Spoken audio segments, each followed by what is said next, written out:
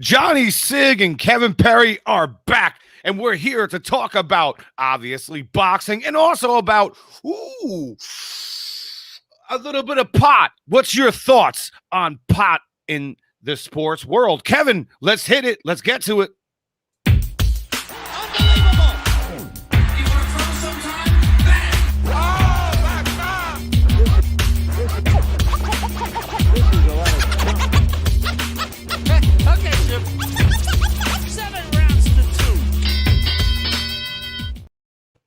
The sound of the bell. We love it. What's good? What's good, Kev? How you doing today, brother? Pretty good. Should be an interesting show today. We're going to talk about a few different things today. Definitely interested in getting to some different issues and, kind of getting away from just talking about boxing action, but some of the more, I guess you could call political stuff going on in the sport of boxing. First of all, first thing we're going to talk about today, Nevada Commission changes its rules on drug testing. And I guess, first of all, pretty much what we're going to, first talk about is this article here. And I'm going to kind of just read a little bit of, the new development that we have going on here. And basically, Nevada State Athletic Commission, this is according to MSN.com article by Brent Brookhouse. Nevada State Athletic Commission will no longer punish athletes for testing positive for marijuana metabolites in pre or post fight tests. This ends a controversial policy that has long been criticized by fans, fighters, and media. And the vote to amend the Nevada State Athletic Commission policy was unanimous.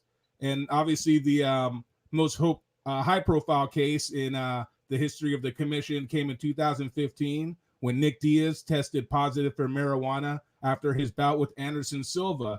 So what are your thoughts on that, John? I mean, it's a pretty huge development. I think it's a big win for boxers and mixed martial artists in general, because it just seems like a very egregious thing to, for somebody to kind of get fined for, somebody to lose to be suspended for. They lose a lot of money. And I think we both can agree that, marijuana is therapeutic, but it's definitely not a performance-enhancing drug. What are your thoughts on that? That's exactly where I was going to start, is saying that this is not a performance-enhancing drug. It's a therapeutic drug. It's a recovery drug. It's a mental relaxation drug. I went all Dwyer there on that one. But I tell you what, that's the truth, man. Like, pot, I don't smoke it. I'm going to tell you why. It makes me lazy. It makes me silly. I laugh. I go to my kitchen. I eat everything in my kitchen. And I talk a lot of nonsense to my wife, and then I pass out. And this all happens within 10 minutes. Okay. But everyone handles marijuana differently. I think it's okay for fighters to recover using marijuana. I know a lot of fighters. I will not mention their names, but they've been on my podcast. They've been parts of my interviews in the past. They've also been parts of many other interviews that were not a part of my show in the past and discussed the benefits of marijuana. There are certain drugs, if you want to call it a drug, I don't consider it a drug. I have nothing against it. Again, I can't take it because I will pass out. It doesn't work well with me. However, but there's a lot of people that in the past, they've spoken about the fact that they've done it numerous times and they've functioned as human beings. And unfortunately, in the past, we've had fights. I believe the Mike Tyson fight, back in the day against Andrew Golota became a no contest because Mike Tyson tested positive for marijuana. Like, that's bullshit. I think that it's okay if these guys smoke. It's their bodies. It's their choice. I don't think you should be high when you're in the ring. Okay, I do have a thought on that. I want to ask you that question. Would help them a whole lot if they're high when they're in the ring. I think the reaction time would be a little okay, that's where I was going, Kevin. I was going to ask you, do you think it's okay for them to be high in the ring? I mean, if they want to get knocked out, I mean, it's a prerogative, but I don't know. I mean, I think that the problem with testing for marijuana, also in my opinion, is marijuana is not something where, just say you smoke a joint today, it'll be gone out of your system tomorrow. So just because you tested positive doesn't mean you actually just smoked a joint or, a bong load or whatnot, what have you, 24 hours ago. You could have smoked something a month ago and it's still in your system. You can still test positive. So I think it's very unfair to assume that somebody who is smoking a little toke every now and then is going to be high right before the event, or they were high during the event because they failed a post-flight drug test. So I think it's a little bit unfair. I mean, obviously, another conversation could be about cocaine or heroin or some other drugs which don't stay in your system as long. But they're kind of putting everything in the same category, and I believe it's just very unfair. Not fair at all. Who train and for a lot of them, it's just something that they use to unwind. It's been legalized in most of the states in the U.S. now, so it's definitely not a criminal issue anymore. So I think this is a good move in the right direction for the Nevada Commission. It's very rare that they get things right, but I think in this situation, they did get it right. I will actually want to move on to another development that is pretty much kind of on the same lines as this one. There's actually a track athlete. We're just going to show you her here. Olympic medal hopeful. I believe her name is Sha'Carri Richardson. And she's actually been banned or barred from the Tokyo Olympics for testing positive for marijuana. And she was Olympic gold medal hopeful for the United States. And I think it's pretty sad. This is an article by Justin Singer.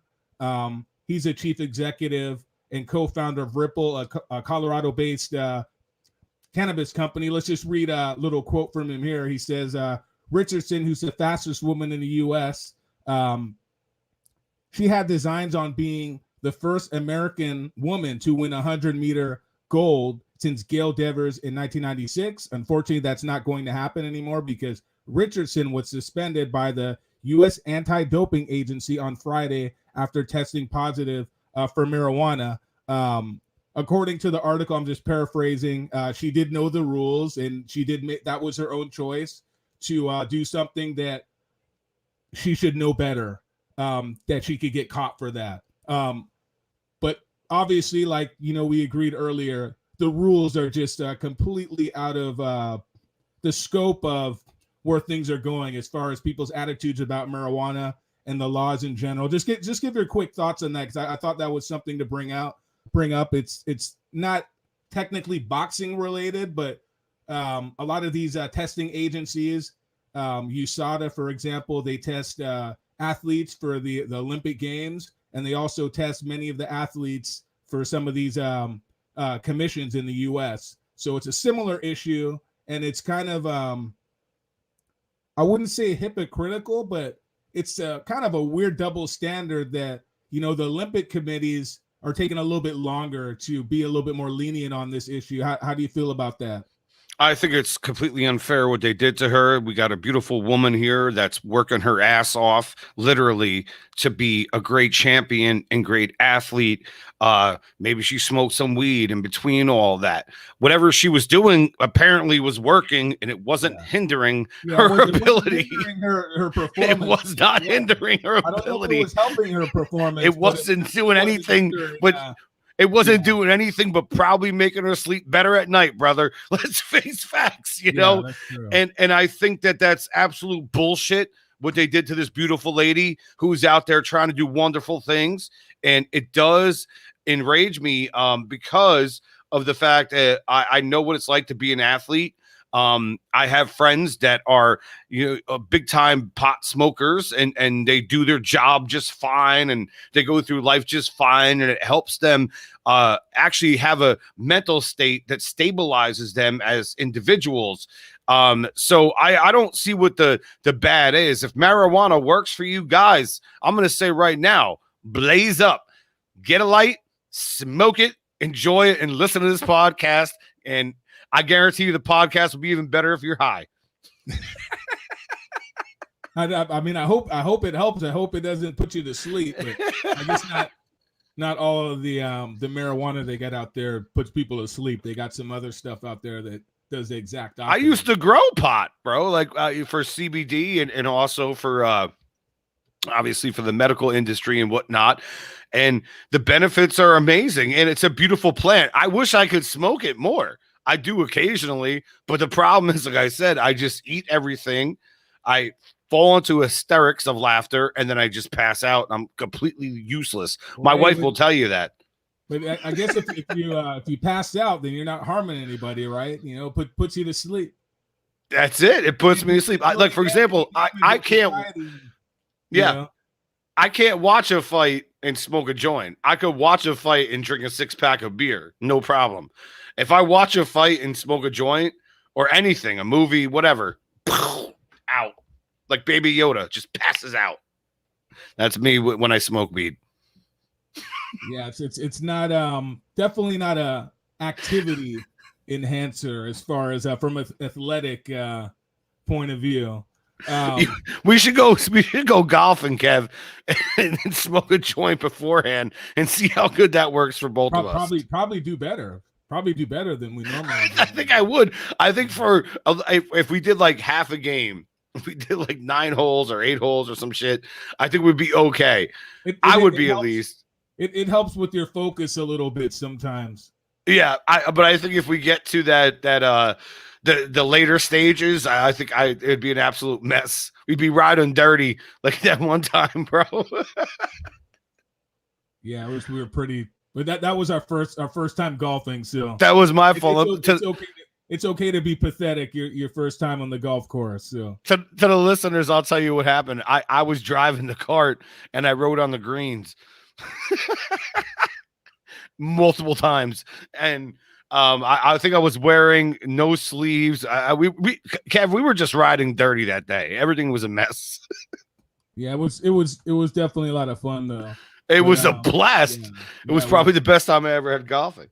So yeah, can't do that anytime soon. It's so we're in Las Vegas, Nevada. If anybody doesn't know, that's where me and or John and I are based out of, and it's about 115 degrees outside. I'm inside with the AC, but I've been in and out all day, and every time I walk outside, it's like an oven out there.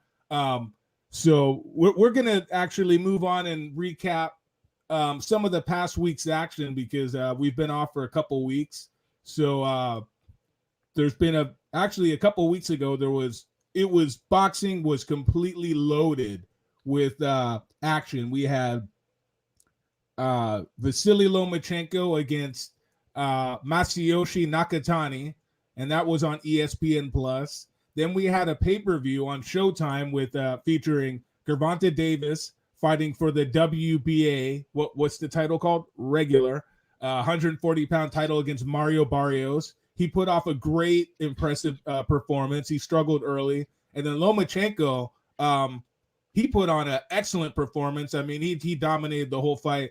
So based on those two, one was Lomachenko fought at 135.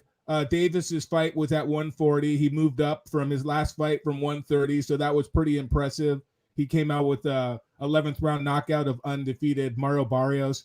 Who was more impressive to you out of those two fighters as far as their performances in general?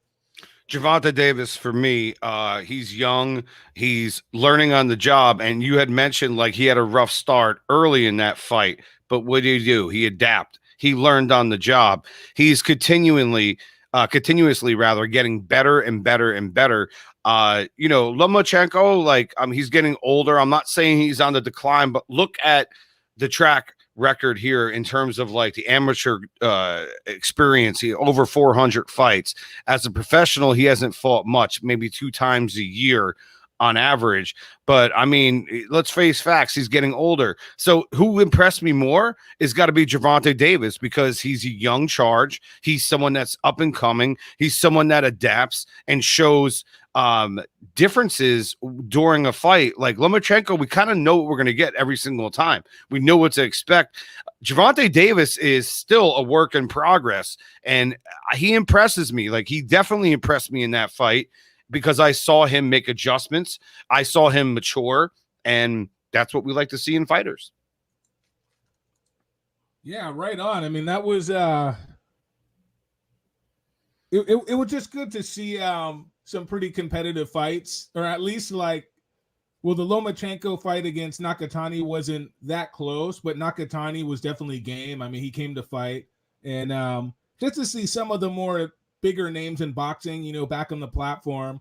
ESPN Plus was under the platform. It was it's $5.99 a month, and Davis's fight was on pay-per-view, so that was something that kind of disappointed me a bit because you had to pay $75 to see that, and that fight was Mario Barrios is just not a superstar. He's not a pay-per-view level opponent. So that was kind of disappointing, but Davis is definitely turning into a potential superstar in the sport of boxing. Oh, And he just 100%. continues to impress, in his fights.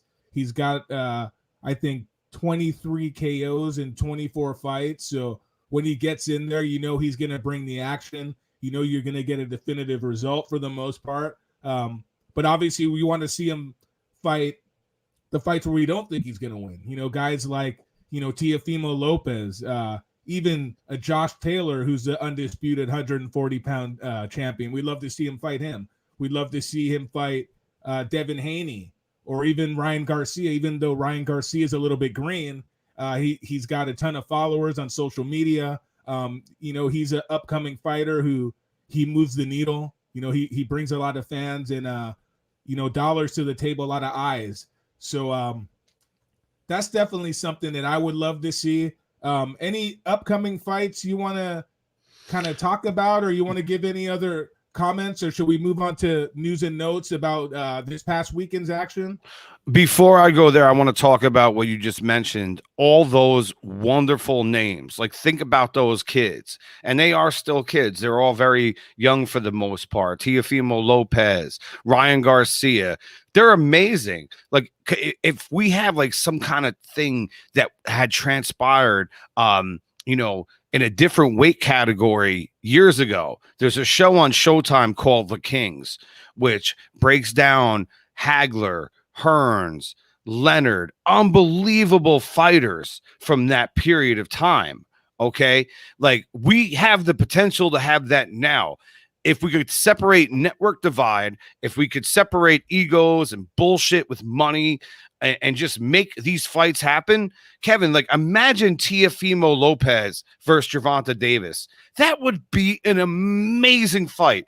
A fight where you'd ask me and we'd watch it together, obviously, and you'd say, "Hey, Johnny, who do you got?" I have no fucking clue. Like, who would win that fight? Because there's so much potential for just chaos and just amazing, transformations. So I think we need to have that sort of thing in the boxing universe, and that is the weight category at 135 to 140 that could deliver the goods. And I think that's what's going to get some of the casuals, I think, a little bit more excited about boxing. When you see, I don't know if you want to call them the best fighting the best, but they're equal matchups, at least on paper. And exactly. And also, what's good about these younger guys kind of getting, some popularity is the younger people, they're a little bit more savvy with how to market themselves as far as, online. And I mean, those guys, they pretty much have grown up their whole lives with cell phones, and they kind of know how to push themselves to the younger demographic. And that's kind of what we need in boxing, is the younger demographic to be excited about boxing, to be promoted in the non-traditional forms of media. And I think that's going to definitely get a lot of excitement and bring a whole new audience to boxing. Guys like Ryan Garcia, you see Teofimo Lopez, in articles and doing different things and basically talking a lot of crap and, dissing a lot of, his potential future opponents. So, I mean, they're keeping their names out there, and I think they're building their brand. Teofimo Lopez is going to be fighting pretty soon on Triller, which is a pretty big platform. So, yeah, it's definitely something we're obviously looking forward to. Any news and notes, things you want to talk about, John? I look forward to Triller every single time they come on, mainly because Snoop Dogg is the best boxing commentator ever. You, We you think talked about so? we opened this show talking about pot. Okay, he gets his whole team high, Yeah. and he's Yeah, I funny, kind of and I kind of beg to differ there. So I think he's um, great. I like his commentary, but I think in the right situation. So I think the Roy Jones and Mike Tyson fight, I thought that was a fairly good situation for him because it was a little bit of an older fan base that was watching that, and because it wasn't a real fight, I thought he brought a certain edge, and um, it was an exhibition, so I thought in that sense it definitely worked. I don't know if he would be necessarily good on a broadcast with real professional fighters on there. I don't know if he necessarily. You don't think I, he'd be good with Larry Merchant? I no, but mind you, I think he would definitely be good to be part of the broadcast, but kind of in a different, like more of a hosting capacity than somebody doing a play-by-play. I just think he's a little bit out of place there as far as a real professional event. I don't think people take it as seriously. That's just my personal opinion, but I definitely found him entertaining. I mean, he helped out the whole broadcast team on the Mike Tyson and Roy Jones fight, so he definitely brought just, I guess you could say, something new to the table. And we have to remember at the end of the day, what we're watching, this is entertainment, and people want to be entertained. People want to have a reason to come back. And he brought that to the table. So it's definitely something to think He about. changed the game a little bit, Yeah. Kev, to be honest with you. If you watch a lot of boxing since then, to our listeners, this is my opinion, of course, but here's what's up. They've been a lot looser. They've been a lot more open-minded. They've been a lot more, not saying Snoop all the way, because Snoop will get you high on a broadcast and crack all these crazy jokes and do all this type of stuff. But I did notice that a lot of major platforms, okay, who? ESPN, Showtime, they've been a little bit more loose. They've been a little bit more open-minded. And that's why I love what Snoop is doing to the game and bringing. Plus, we have to remember, too, is just because of Snoop Dogg's popularity, he brought a lot of attention to the fight itself. So I believe after the fight, I don't really pay a whole lot of attention too much to Twitter or social media a whole lot personally. But I do, from what I understand, it was the fight was trending. People were talking about it. And that brings a lot of attention to the sport of boxing, whether or not it's, obviously Roy Jones and Mike Tyson, they're not professional fighters anymore, and it was definitely a nostalgic type of event.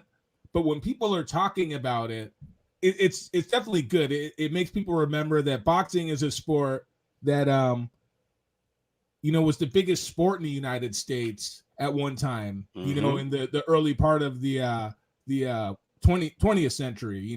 Horse racing and baseball and boxing were the three biggest sports, in 1920 and 1930s and 40s. Those were the big sports, and boxing just has had such an impact, and some of that has went away. So some of the younger generation really needs to it needs to the younger generation to continue. The sport of boxing needs them to be kind of part of the equation. So there's definitely some positives and some negatives, and most of the time I tried to do my best to focus on the positive, and I think you did a good job of focusing on the positive of Snoop Dogg being involved in a boxing event. I thought it was definitely hilarious at the very least. Amazing entertainment, and that's what it is, and that's what will get people coming on for the newer generation. Let's face facts, Kev. We live in a different world than we lived in many years ago. Now we're going to start to sound like our parents when we were kids, and blah blah blah, and this generation now, and blah blah blah. It's like, for me, we got YouTubers fighting, we got craziness going on, we got Snoop Dogg getting Al Bernstein high on Triller broadcasts. But people are still returning. They're coming back. If that's the way they got to do it, they got to do it. I love boxing. Boxing is a metaphor for life. I love pure boxing. I don't need the theatrics. I could look at an old school Hagler Hearns type of fight and whatever. Those guys get in the ring. They got no logos on the ring. Got no logos on their trunks. It's just a crazy like pit fight scenario. It's just like they're walking in. This is a fight. I wish for that. But do we ever get that kind of generation again? I don't know. They have to build the fan base back to what it used to be from yesteryear. Now, an organization that's doing one hell of a job is UFC. So for news and notes, guys, we have a third fight with Dustin Poirier and Conor McGregor coming up. They both have one win apiece. Around? Yeah. Conor McGregor, wow! Bring us into that, because that was something I will bring you in. I haven't even really been paying attention to too much, but good luck to him. He's back. So who do you got in that one? Woo! Give us little history or background and what your thoughts on that big UFC fight. I think it's going to move the needle in Vegas. It's in Vegas, right, this weekend? Yes, and it's going to move the needle big time. That's why it's definitely a part of Arena, correct? Yes, and that's why it's part of news and notes. Third installment of this epic trilogy that will finalize on Saturday if all things work according to plan. Both guys have won one fight apiece, both in very different ways, one by KO, one by submission. So I think it's going to be a very interesting fight. Conor has not looked great of late. I do believe he's going to look tremendous in this fight and get his I'm going to say motivation back. I think that a couple of his last fights, he's feeling himself on his, like, maybe he drank too much of his, whiskey that he made and the proper 12 and all that kind of stuff. I'm not trying to bust his balls. I'm saying I know he's better than what we saw recently, and I think a lot of listeners can agree if they follow the UFC. Now, Dustin Poirier, wow, great fighter, great grappler, great submission practitioner. It's going to be a very interesting fight. I think this is Conor's fight to win. So I'm going to go with Conor McGregor on this one. And if Conor wins, I would hope he stops here, because it doesn't get any bigger than this. This is the biggest fight in mixed martial arts that could take place right now. And I think that if Conor wins, he should go out very proud and knowing that he beat one of the best, and at the craziest time of his own personal career, because his track record of late has not been good, both in boxing and mixed martial arts. But that's why we fight the fights. And I'm so looking forward to this one. Kev, I'm sure you could tell. Yeah, I mean, I'm not a huge MMA fan, but obviously this is going to be a pretty big one. From my understanding, McGregor, he got handled last time. So it's interesting to see if McGregor is kind of going to be worse this time around, or if he's going to figure out how to make an adjustment. But the first fight he won, but for my view is one guy is on the way. I wouldn't even say Poirier is on the way up, because they're both kind of on the older, like a little bit older fighters. They've been around a while. I just think McGregor this is more to me like a money grab for Conor McGregor, and Poirier seems to be more of the full-time professional prize fighter at this point. So if you had to kind of, I guess, twist my arm to say who I think is going to win, I'm going to go with the guy who won the last fight. I think he won by, was it a submission? Yeah. So do you know what the odds are on this one? Is Poirier a pretty good favorite, like a plus 200? I know UFC tends to have pretty close odds in most of the same as boxing. It's Dustin is the favorite, but they do fluctuate, but it's very close. And the closer we get to fight time, Kev, when the money comes in, the odds kind of balance out. I think on fight night, it's almost going to be even. Okay. And that's obviously because McGregor is the bigger popularity. Name. Yeah. The late money is going to come in on Conor McGregor. And is there any significant undercards that we should talk about on this weekend's card, or you want to move on to any other news and notes, or you have anything else you want to add before we get going? I could, talk about Gilberto Ramirez, 41-0, 27 KOs, great southpaw fighter at light heavyweight, taking on Sullivan Barrera, who is 22-3, 14 KOs. And Notable losses. that's on DAZN. DAZN. Yep, Okay, and that's that's Friday. DAZN. You said Friday night. This is, I believe, Saturday. I could be wrong on Okay. that. Obviously, Sullivan Barrera known for beating Joe Smith, but also losing to Bivol, also losing to Andre Ward, who is one of the best fighters I've ever seen fight ever. Yeah, there's no shame in losing to Andre Ward. No. And the main event is actually a very good fight. Was it Javier Fortuna against Joel Diaz Jr. for the I believe it's for the WBC interim. I always got to say interim lightweight title. So lightweight, 135 pounds. That's a pretty even fight. I like both guys, and it's definitely a good clash of styles. Fortuna, pretty solid puncher, and Diaz is just a solid former Olympian, former 130-pound champion. He lost his title in his last fight on the scales at 130 pounds. He was an IBF champion. And now he's moving up to 135, which would be a more comfortable weight for him. But I think biggest issue is he started his career at 126 pounds. I think Fortuna is just a naturally bigger guy. He's a big puncher. He's awkward. He kind of comes from that school of awkward fighters like Sergio Martinez. I believe he was part of his camp years back. So that's the style he fights in. He's a very difficult southpaw who can crack. And he's got pretty decent defense, so it's a good clash of styles, and it's a great clash. I'm going to tell you why. I think it's a great fight. I think it's going to be very entertaining. It's very under the radar, and I'm glad you brought that fight up because I wasn't even aware that fight was going on this weekend. I'm definitely looking forward to it. I love the fact that they're both southpaws too. Yeah, which always makes for a very intriguing fight because when we see a conventional fighter against a southpaw, it's kind of like, sometimes it works. Manny Pacquiao is a great southpaw at making it not be so shitty. Like sometimes you see a southpaw against a conventional fighter and you're like, oh man, this is not very aesthetically pleasing. Both guys are southpaws. You mentioned the fact that Fortuna has pop. Yes, he does. He has 25 knockouts, okay, in his overall 39 fights.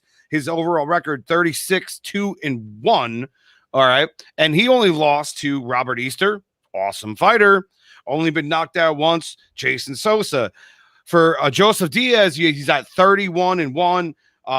Also, like I mentioned, a southpaw, 15 KOs, not bad. Only lost Gary Russell Jr. Guess what? Holy shit, Gary Russell Jr. is an awesome fighter when he decides to show up once every 5 years, but that's another story for another time. But we have two guys here that are very capable of putting on a fireworks display. Kev, I think that's going to be the fight of the weekend. Yeah, the other fight you spoke of, Ramirez against Sullivan Barrera, that's not a bad fight either. Not at all. To, Golden Boy Promotions. I think this is a very good card, and I've actually been pretty happy for the most part with boxing. This last year they picked up the pace a little bit. Even this last weekend, there was a couple decent fights. With Chris Colbert, who looks like a pretty good 130-pound prospect. I'm not even going to attempt to say the name of his opponent. That's for another day. I'll call him Tug. A tough fighter. I think his nickname is King Tug, something like that. Yeah, let's just call him Tug. Make an attempt to. I could do the last name Nyangbiar. That's okay, easy, but the first one name is. I don't have the name in front of me, so the first name is tough. But yeah, Colbert's a pretty good looking prospect. He has a WBA interim 130-pound title, and but he's definitely a good looking prospect. He was actually in a boxing documentary from years ago, I believe, when he first started his pro career. He was having some promotional problems, and he was in a very good documentary that documented him coming up in Brooklyn, and he definitely seemed like a very good fighter to kind of look at, you know, a good prospect. And he kind of disappeared for a while just because of his promotional issues. And now he's with Al Heyman. You see him getting some, you know, main events on Showtime, and he looks like he has a pretty promising career. He just needs some significant fights against some decent names. I was actually reading. I follow Stephen Breadman Edwards on Twitter, and he was talking about a potential fight with Gervonta Davis and Colbert, and I was kind of thinking that's actually a pretty good fight. I don't think it's going to happen, but it was interesting that he mentioned that. You know, that's a potential. You know, I wouldn't want to call it a super fight, but it's definitely a potentially like excellent clash of styles. A good, and both have, well, Colbert has a pretty good, interesting personality, and I just remember that from the documentary he was in.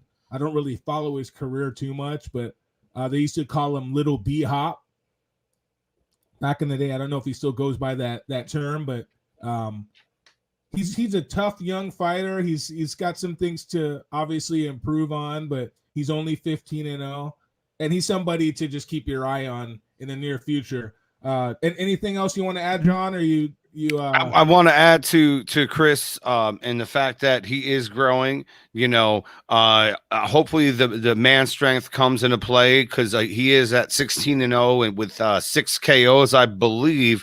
So we want to see that develop. We know at lower weight classes that's something that takes time to put together, and there's only been a few people that can really bang at that weight category. Now, you mentioned about, you know, like something about him facing like a Davis, Tank Davis situation. That would be a big super fight for us as fight fans, because if we follow boxing, if we know these names, man, that's what this sport needs. That's what I was talking about before. So if you have not seen the Kings on Showtime, Duran, Leonard, Hagler, Hearns, all their stories documented, fleshed out. And if people say, well, I've heard about them so many times, I've known about this and blah, blah, blah. I'm gonna sound like, you know, the great Mayweather, who once said, you don't know shit about boxing, because I've learned so much about Sugar Ray Leonard on a personal level that I've never knew existed. I learned more about all these great people that I've idolized internally forever. Okay. So I didn't know shit about boxing. All right. So Kev, have you watched any of these episodes? No, I haven't. I've just been hearing about them. Yeah, I haven't checked it out yet. They're a phenomenal a documentary, not cliche. It is so real. It's so unbelievably real.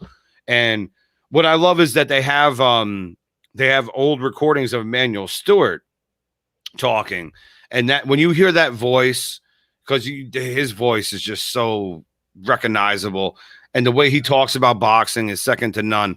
I'm getting choked up just thinking about it. I'm telling you, like right from the very beginning, there's only one more episode left I have to watch, because I think it's just a 4-part series, and they heavily document every fighter within the same thing. So it's not just one episode's dedicated to Leonard, one episode's dedicated to Hearns. They're all dedicated to everyone.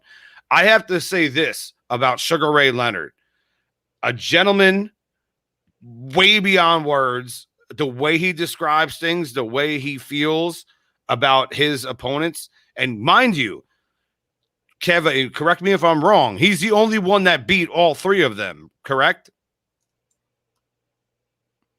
Yeah. He's the only one that beat all 3. He beat Duran, right? And he lost to him the first time, but he beat him the second time.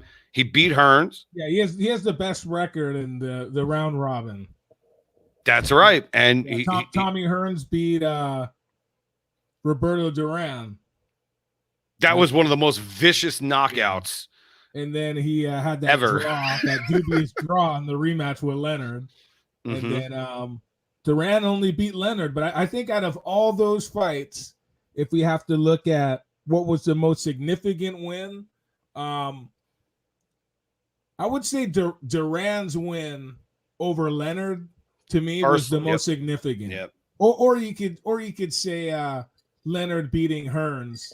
Well, you know what? I mean, all of them were such great fights. I mean, it's Amazing. because Hearns' knockout of Duran was just so beautiful. I mean, Duran had like an iron chin. I mean, to see him get knocked out like that, and then Flat. go on and still have a great career afterwards, and make some really good fights afterwards. Like his middleweight title win against Iran Barkley, who's a beast. His 12 rounds or his 15 round fight that he had with Marvin Hagler, where I think most people thought that Hagler was just going to run him over, and he made that a competitive fight. So, who do you think won that fight? I'm putting you on a spot. Who won, fight? Hagler or Leonard? I wouldn't. Oh shit! You froze.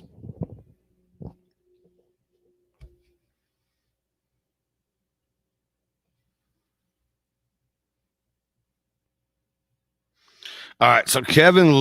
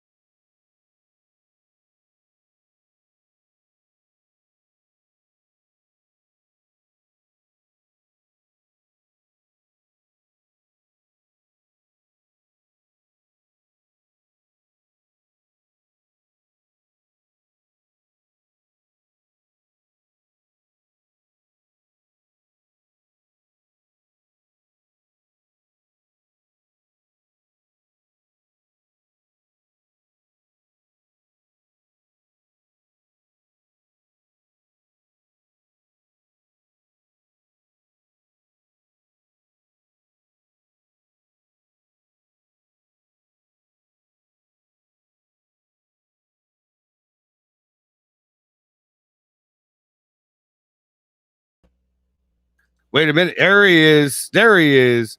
I killed some. We had a couple technical difficulties there. It's all good. But anyway, so just to kind of I'll crop it out. I'll edit it. Yeah, it's no worries.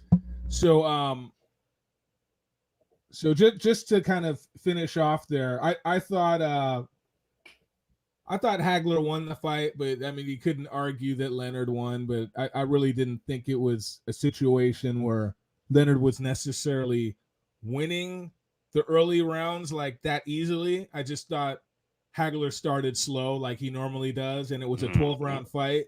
And I think if it was a 15-round fight, I thought Hagler would have been able to make it a little bit more decisive. But some of those last rounds, I think, Leonard was so smart, he out-hustled him in some of the, late, 30 seconds in the rounds. He did those little flurries and kind of stole some of the rounds, I guess you could say. But either way, I think a draw.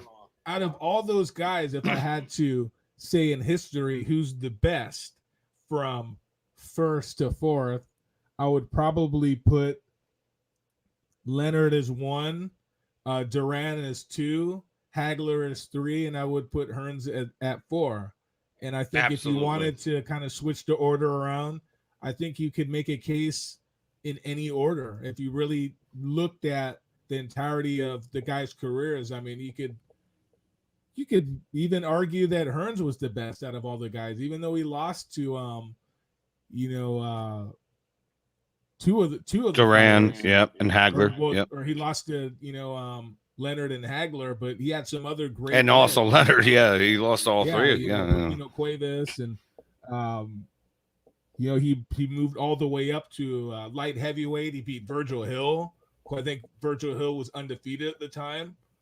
For a former welterweight to move up to light heavyweight, that's almost unheard of, to beat a champion. So, former middleweight champion. So it's definitely interesting. Anything else you want to add, or? No, you nailed it on the head right there. That's my order, my lineup that you mentioned for the Kings, and I want our listeners, please, if you like boxing, if you love a good documentary, a good story, if you love people that actually have compassion, because like I said, Ray Leonard, the way he presents himself and the way he talks about these people is unbelievable.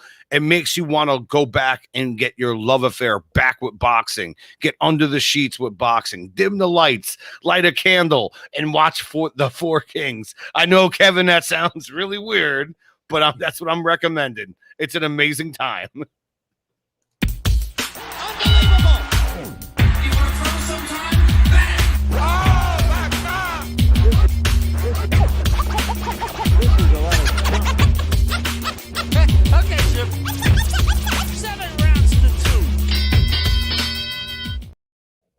All right, that was good.